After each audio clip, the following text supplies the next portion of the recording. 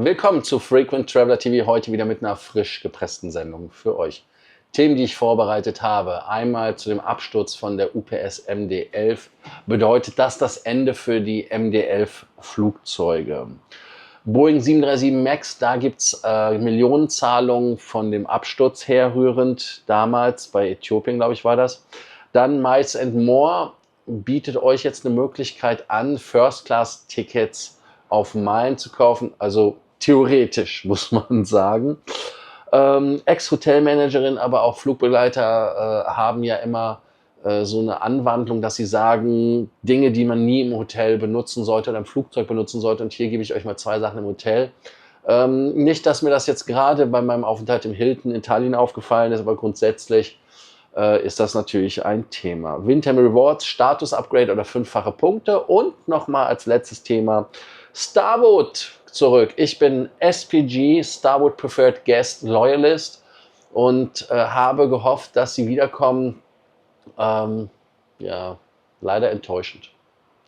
Ihr denkt dran, den Kanal zu abonnieren, die Glocke anzumachen, ein Like dazulassen, aber auch zu kommentieren, abonnieren und natürlich auf School zu kommen. Das erste Thema ist auch aus dem Absturz herrührend mit Ethiopian Airlines. Und zwar ist das der Crash von Flug 302 aus 2019. Da ist jetzt die Gerichtsverhandlung anerkannt worden, ein Juryurteil. Das hat Boeing verpflichtet oder verdonnert, 35,85 Millionen US-Dollar an eine Opferfamilie zu zahlen aus dem Crash. Der Konzern zahlte bereits 500 Millionen US-Dollar in einen Entschädigungsfonds. Jetzt werden weitere 445 Millionen hinzugefügt. Dank des Deals vermeidet Boeing strafrechtliche Konsequenzen mit dem US-Ministerium, also Justizministerium. Es wird keinen Sonderermittler geben, obwohl diese zentrale Forderung der Opferfamilien war. Also der Richter hatte das abgelehnt. Dutzende Zivilverfahren laufen weiter. Was soll man dazu sagen? Boeing kauft sich erneut Zeit, Strafverfolgung wird verhindert, Geld fließt, aber die eigentlichen Qualitätsprobleme, sind sie wirklich gelöst? Gibt es da ein Problem bei Boeing? Vor allem ist es so, dass wir ehrlicherweise sagen müssen, die kommen ja in die Lufthansa-Flotte, also Eurowings, um genau zu sein. Für die Industrie ist es ein Warnsignal, wenn Kostenoptimierung die Sicherheit frisst und die Rechnung kommt später. Und ich hoffe, dass sie jetzt gelernt haben, dass sie jetzt keine Ersparnis hatten, sondern im Gegenteil richtig Geld draufgezahlt haben, dass es billiger gewesen wäre, von Anfang an ordentlich zu arbeiten. Sollte die Boeing gezwungen werden, die gesamte MAX-Flotte neu zu zertifizieren, und wäre das überhaupt realistisch? Was ist eure Meinung? Ein weiterer Absturz die letzten Tage also am 4. November, hat mich persönlich auch schockiert aufgrund der massiven Bilder des Feuerballs von dem Flug UPS 5X2976. Und die MD-11 ist hier von der FAA gegroundet worden. UPS selber und auch FedEx haben die Maschinen schon gegroundet, weil sie das wussten. Und die Maschine ist am 4. November abgestürzt beim Start in Louisville, Kentucky. Das ist das UPS-Hub. Ich sehe immer, wenn ich in den USA bin oder irgendwas aus den USA bekomme und ich lasse mir das mit UPS per Express schicken, dass das über Louisville geroutet wird. Und FAA groundet alle 58 MD-11 per Notfallverordnung. Hinweise zeigen einen Abriss vom linken Triebwerk plus diesen Pylon, der das Triebwerk hält. Und der erfahrene MD-11-Pilot Klaus Corliss hält den Jet schon länger für eigentlich nicht zulassungsfähig. Historisch gab es ja 10 Totalverluste mit 256 Toten, extrem schlechte Bilanz für ein westliches Zivilflugzeug. Lufthansa hatte ihre MD-11 2021 ausgemustert. Nun könnte die letzte aktive MD-11-Flotte endgültig verschwinden. Ja, ich denke mal, dass das anscheinend ein Problem ist, was bei anderen Flugzeugen auch auftreten könnte mit dem Triebwerksabfallen. Und das ist natürlich ein Riesenthema. Man geht auch davon aus, das habe ich so gehört, dass als das Triebwerk abgerissen worden ist, dass etwas nach rechts weggeflogen ist. Wenn man von hinten nach vorne guckt, also von Triebwerk 1 auf Triebwerk 3, weil die haben ja in der Mitte noch ein Triebwerk. Und da ist es dann so, dass das andere Triebwerk auch gekillt hat und damit also quasi keinen Schub mehr hatte. Und ein Triebwerk alleine bei der MD-11 kann keinen Take-off machen. Ja, sollten Flugzeuge, die so alt sind, separat geprüft werden. Wir haben das ja auch beim TÜV oder sowas, dass wir bei Autos da was haben. Sollte es das bei Flugzeugen auch geben, wobei das gibt es ja schon. Deshalb könnt ihr ja nochmal sagen, was ihr da für ein Gefühl hattet, als ihr MD-11 geflogen seid.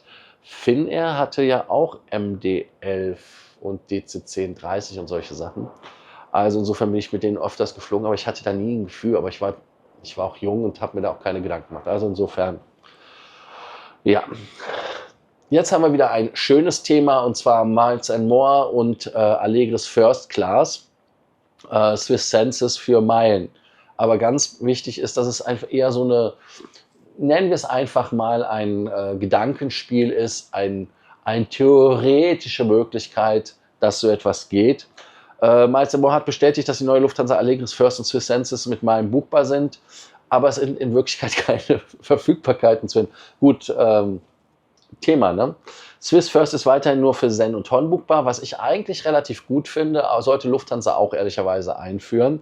Experten warnen, dass die Meilenpreise weiter steigen werden, muss man ehrlicherweise auch sagen, so wie bei Flying Blue oder aber auch bei anderen.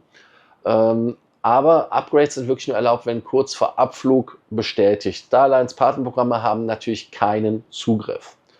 Und Miles & More Sprecher sagt, ja, Erwartflights und Upgrades sind ab sofort möglich, aber egal wo man guckt, es ist theoretisch, weil es gibt keine Verfügbarkeiten. Deshalb ist das wieder so ein Lufthansa, Miles & More, typische Lufthansa-Ankündigung, und dann passiert nichts und dann hofft man, ja, man hat gute Presse und dann kommt nichts und null Verfügbarkeit, und das Upgrade-Spielen wird natürlich spannender. Kurzfristige Confirmations sind der Normalzustand, was ich persönlich sogar gut finde, wenn ich ehrlich bin, weil die Fluggesellschaften kann uns ja nicht die Sitze wegballern, zumal sie nur 3 Sitze haben, also 3, irgendwas.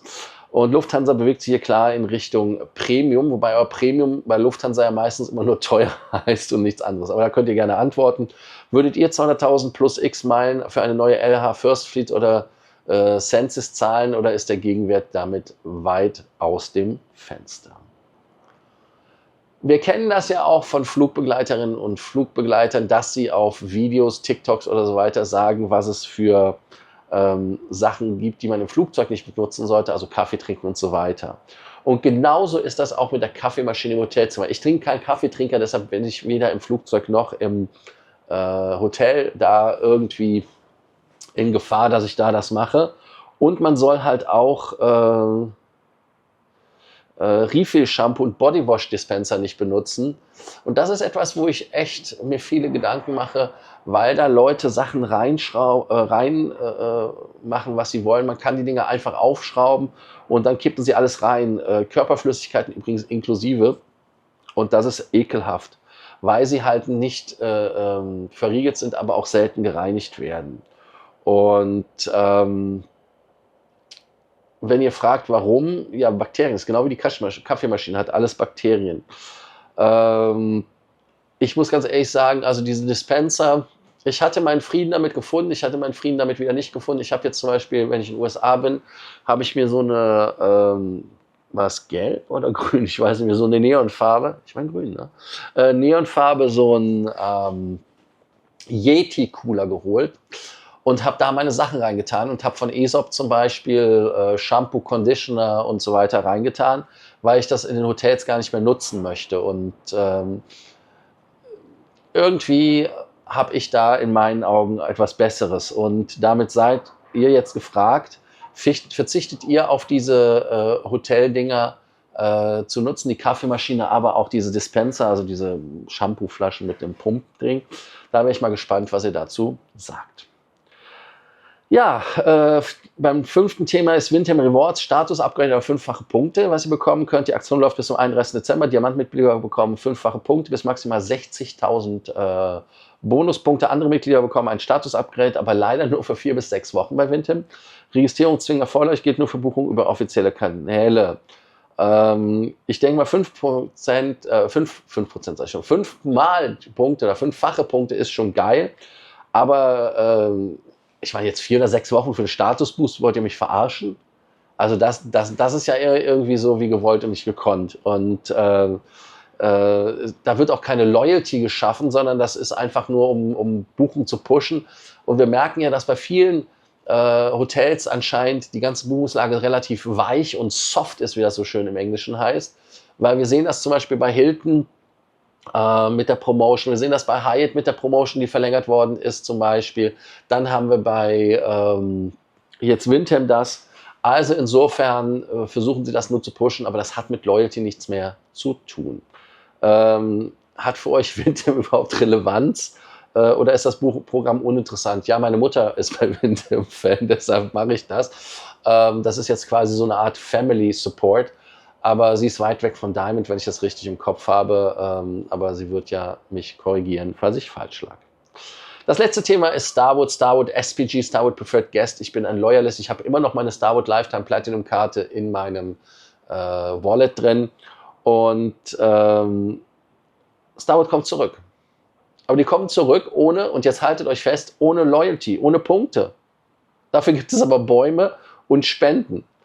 Und Barry Sternlicht, das ist der Starwood-Gründer, hat nach Marriott-Übernahme den Namen Starwood zurückgekauft. Ein Hotel hat das neue Loyalty-Programm gestartet. Keine Punkte, keine Free Nights. Ein Baum für jede Mitgliedschaft. 1% jeder Buchung wird gespendet. Und die Benefits sind, haltet euch fest, Early Check-in, Late Check-out, Upgrades, aber kein echter Gegenwert. Und damit ist es halt wirklich enttäuschend.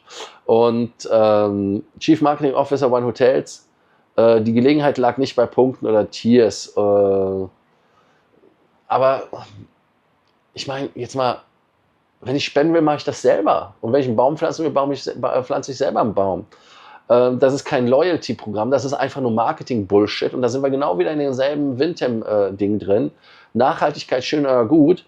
Aber du kannst halt Kunden nicht das nehmen, was Loyalty ausmacht. Das sind Rabatte. Das ist halt dafür, weil man loyal ist, kriegt man Rabatte, kriegt man Frühstück, kriegt man Check-in, Early, Late und so weiter. Und die Punkte sind das, was unser Fuel sind, was uns am Brennen halten. Und das ist Kostenoptimierung und damit kein Öko-Statement. Also insofern lieber Barry Sternlicht. Nö. Ihr könnt ja mal was dazu schreiben. Würde ich ein Hotelprogramm ohne Punkte nutzen oder ist das komplett sinnlos? Wie immer am Ende der Sendung nochmal die 2 Fragen des Tages. Nachdem ihr den Kanal abonniert habt, die Glocke angemacht habt, ein Like dagelassen habt, aber auch kommentiert habt, sollten wir uns nochmal die Fragen des Tages anschauen. Und die Fragen des Tages sind nochmal zur Wiederholung. Und da denke ich mal, dass die Lufthansa da nochmal die Frage ist, würdet ihr 200.000 Lufthansa Miles & More Meilen für die neue First zahlen in der Allegris? Also gesagt, das wäre das Spannende. Und dann das andere Thema ist, hat Wyndham irgendeine Relevanz für euch?